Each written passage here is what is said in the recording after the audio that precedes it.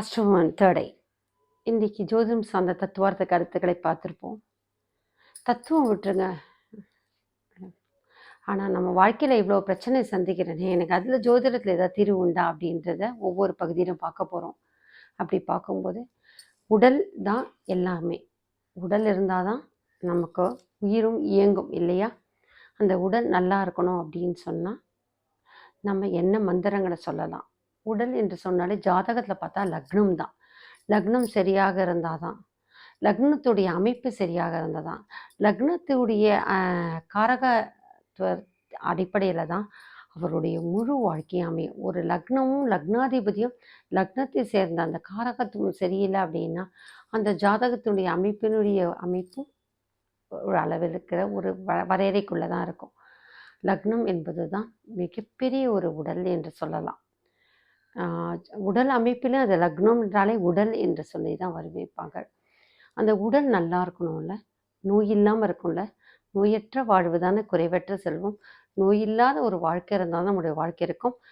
அப்படின்னு பார்க்கும் பொழுது எனக்கு முதல்ல எத்தனையோ உடலில் நோய்கள் இருக்குது, அது எப்படி வெளியில் வருதுன்னு தெரியலன்ற ஒரு எண்ணங்கள் கேள்விகள் இருக்கும். ஒவ்வொரு ஜாதகத்துக்கு ஏற்ப, ஒவ்வொரு ராசி நட்சத்திரத்துக்கு ஏற்ப, ஒவ்வொரு வகையான ஒவ்வொரு காலகட்ட தசாபுக்திக்கு ஏற்ப ஒவ்வொருத்தருக்கு வியாதிகள் வரும், போகும், நிலைத்து நிற்கும், நில்லாமல் போகும். சிலருக்கு மருத்துவம் ஏற்கப்படும், மருத்துவமே ஒத்துக்கொள்ளாது. சில பேருக்கு அந்த மருத்துவம் என்ன கொடுத்தாலும் செயல்படாது. சில பேருக்கு ஒரு சின்ன ஒரு மருந்து கொடுத்தாலும் உடனே அதற்கான தீர்வு வரும். இதெல்லாம் இருக்குது. ஆனால் இதை மீறி எல்லாமே ஒரு இறைசக்தின்றதை நம்புகிறேன் நான். அந்த வகையில் இறைசக்தி மூலமாக நீங்கள் எந்த ராசி, எந்த லக்னம், எந்த நட்சத்திரமோ தெரிய வேண்டாம், ஆனால் உங்களோட உடலை தீராத ஒரு நோய் இருக்கின்றது அப்படின்னு சொன்னால் நீங்கள் சொல்ல வேண்டிய, அணுக வேண்டிய தெய்வம் அப்படின்னு பார்க்கும்போது வைஷ்ணவராக இருக்கிறவங்க தன்வந்திரி பகவானை வழிபடலாம். தன்வந்திரி பகவானுடைய மந்திரத்தை சொல்லலாம். அருகில் உள்ள தன்வந்திரி கோயிலோ தன்வந்திரி சன்னிதானத்தில் நீங்கள் உங்களுடைய நட்சத்திரத்தில் நீங்கள் சென்று அர்ச்சனை செய்யலாம். மாதம் மாதம் உங்கள் நட்சத்திரம் சென்று அர்ச்சனை செய்யலாம். தன்வந்திரி காயத்ரி மந்திரத்தை தொடர்ந்து நீங்கள் உச்சரிக்கலாம்.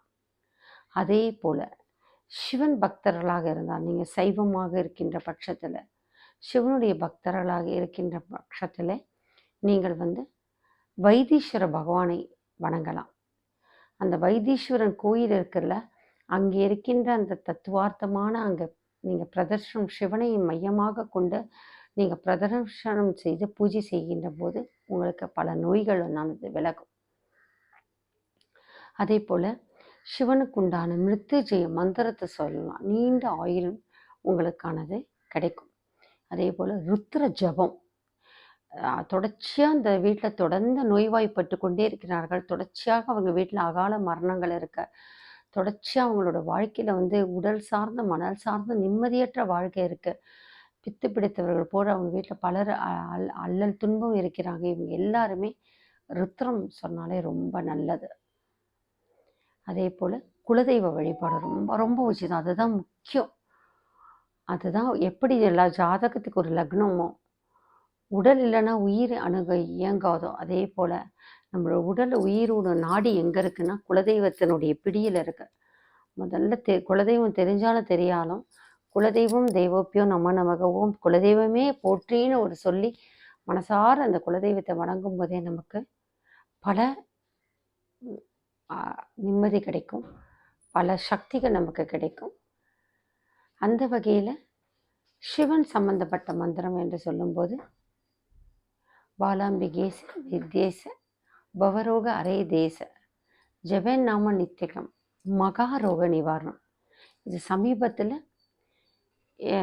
என்னுடைய பையனுக்கு உடல் முழுக்க கையெல்லாம் வெடித்து ரத்தமாக கொட்டு சோலியாசிஸ் மாதிரி ஒரு சொன்னாங்க. இட்ஸ் நாட் க்யூரபிள், இட்ஸ் கண்ட்ரோலபிள்னாங்க. அதாவது இதை குணப்படுத்த முடியாது, கட்டுப்படுத்த முடியும் அப்படின்னாங்க சோலியாசிஸ் வியாதியெல்லாம். ஆனால் வைத்தீஸ்வரன் கோயிலை மனசில் நினச்சிட்டு இந்த மந்திரத்தை சொல்லும் பொழுது பாலாம்பிகேச வைத்தியேச பவரோக அரேதீச ஜெபே நாம நித்தியம் மகாரோக நிவாரணம், எந்த கோ ம், ஆ, யாகங்கள் பண்ணலை, எந்த ஹோமங்கள் பண்ணலை. தொடர்ச்சியாக பிரார்த்தனை வச்சோம். அந்த கோயில்களெல்லாம் பிரார்த்தனை நிறைவேற்றிட்டு வந்துட்டு தொடர்ச்சியாக இந்த மந்திரத்தை தான் என்னுடைய மகன், கிட்டத்தட்ட ஒரு 15 வயசு மகன், கிட்ட 12 வயசுலேருந்து இந்த நோயால் பீடிக்கப்பட்டாங்க. ஆனால் அவ்வளோ அழகாக இந்த மந்திரமானது நல்ல நிவாரணத்தை கொடுத்து, உடல் சார்ந்த எந்த மருத்துவமே கிடையாது, எந்த மருத்துவரையும் அணுகலை, மருத்துவமும் சாப்பிடாம இந்த ஒரு மந்திரமே என்னுடைய குழந்தையுடைய கையில் இருக்கிற அத்தனை நோயும் தீர்த்து விட்டது. நான் அந்த புகைப்படம் கிடைச்சா நான் எடுத்து வைக்கிறேன். இதே மாதிரி தான் என் கணவருக்கும் அப்படிதான். கை காலெல்லாம் வெடிப்பு இருந்தது. அப்படியே ரத்தமாக அப்படியே பிளக்கும். அப்படி இருக்கும்போது இந்த மந்திரம் தான் அவர்கள் இருவரையும் மீட்டெடுத்தது. 10ஆம் வகுப்பு எக்ஸாம் எழுதுறதுக்கு ஒரு 20 நாள் முன்னாடி கூட அந்த குழந்தையோட கையெல்லாம் வெடித்து ரத்தம் கொட்டி எப்படி கையை பிடிச்சி எழுத போகிறான்னு இருந்தது. எல்லாம் வல்ல தாய் எங்கும் நிறைந்தாய் சமீபத்தம்மாவுடைய அருளாலும் ஈசன் மகேஷனுடைய இந்த மந்திரத்தினுடைய அருளாலும் எப்படி தான் அந்த குழந்தைய உடைய கையானது சுத்தமாச்சுன்னே தெரியாது. இன்றைக்கி அந்த ஒரு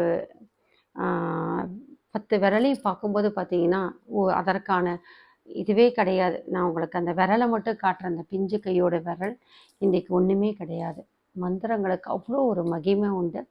அந்த வகையில் உங்களுடைய உடல் சார்ந்த ரோகம் தீர வேண்டும் என்றால் இந்த சிவனுடைய மந்திரத்தை உச்சரிங்க. உங்களுக்கு டிஸ்கிரிப்ஷனில், என்னுடைய சேனலோட டிஸ்கிரிப்ஷனில் இந்த மந்திரத்தை நான் உங்களுக்கு பதிவு செய்கிறேன். தொடர்ச்சியாக 48 நாள் இந்த மந்திரத்தை சொல்லுங்கள். மிருத்யுஞ்சய மந்திரத்தையும் சொல்லுங்கள். அகால மரணத்தை தவிர்க்கலாம். அதே போல் தீராத நோயிலிருந்து நாம் மீளலாம். இறைசக்தியோட அருளோட இந்த நான் கொடுத்த இந்த மந்திரத்தை எனக்கு வைத்தீஸ்வரன் கோயிலுடைய அந்த புகைப்படத்துலேருந்து கிடச்சி, அதை பல நாள் நான் பாலாம்பிகையோடைய பாதத்தில் வச்ச அதுக்கப்புறம் அந்த மந்திரத்தை தான் என் கணவருக்கும் என் மகனுக்கும் உபதேசமாக கொடுத்தேன். அது மட்டும் இல்லை, என்னை நாடி வந்த பல அன்பர்களுக்கும் இதை கொடுத்து அவங்களுடைய ரோகம் சரியாக இருக்க. அந்த வகையில் நம்பிக்கையோடு இந்த மந்திரத்தை நீங்கள் உச்சரியுங்க. உங்களுடைய ரோகம் சரியாகும். ரோகம் சத்துரு நாசம் மகள அந்த ரோகம் சரியாவதற்கு சிவனை நம்பி இந்த ஒரு மந்திரத்தை சொல்லுங்கள். இதே போல் அடுத்த பகுதியில் தன்வந்திரி பகவானுடைய மந்திரத்தும் தரேன். எது அந்த மந்திரம் வாயில் நுழையவில்லை என்றாலும் பரவாயில்ல, ஈசன் மகேஷனை நினைத்து ஓம் நமச்சிவாய போற்றி நாதந்தாள் போற்றி என்னுடைய நோய் குணமாக வேணும் நீங்கள் கைகூப்பி சரணாகதி அடைந்தாலே உங்களுக்கு நோய் தீரும். அதே போல் அடுத்த பகுதியில் உங்களுக்கு தன்வந்திரி மந்திரம் கொடுக்குறேன். அந்த தன்வந்திரி மந்திரம் உங்களுக்கு வாயில் நுழையவில்லை என்றால் அது சமஸ்கிருதம் என்று நீங்கள் நினைத்தாலும் கூட ஒரே ஓம் தன்வந்திரி பகவானே போற்றி, ஓம் மகாவிஷ்ணுவே மருத்துவ நாயகனே என்னுடைய என் நோயை தீருமா அப்படின்னு கேட்டாலே போதும். தொடர்ச்சியாக அந்த தன்வந்திரியினுடைய கோயிலுக்கு செல்லலாம். இல்லாட்டி பெருமாள் கோயிலுக்கே சென்று அவரை தன்வந்திரியாக பாவித்தாலே போதும், உங்களுடைய நோய் தீரும். இது மட்டும் இல்லை, நம்மளுடைய தமிழ்நாட்டிலையும் சரி இந்தியாவிலையும் சரி நோய்கள் தீர்ப்பதற்கான பல ஸ்தலங்கள் இருக்குது. ஒவ்வொரு நட்சத்திர ராசிக்கான கோள்களுக்கான நோய்களை பற்றி நம்ம பார்க்கும்போது அதற்கான அமைப்பையும் நம்ம பார்க்க போகிறோம். மீண்டும் சந்திப்போம்.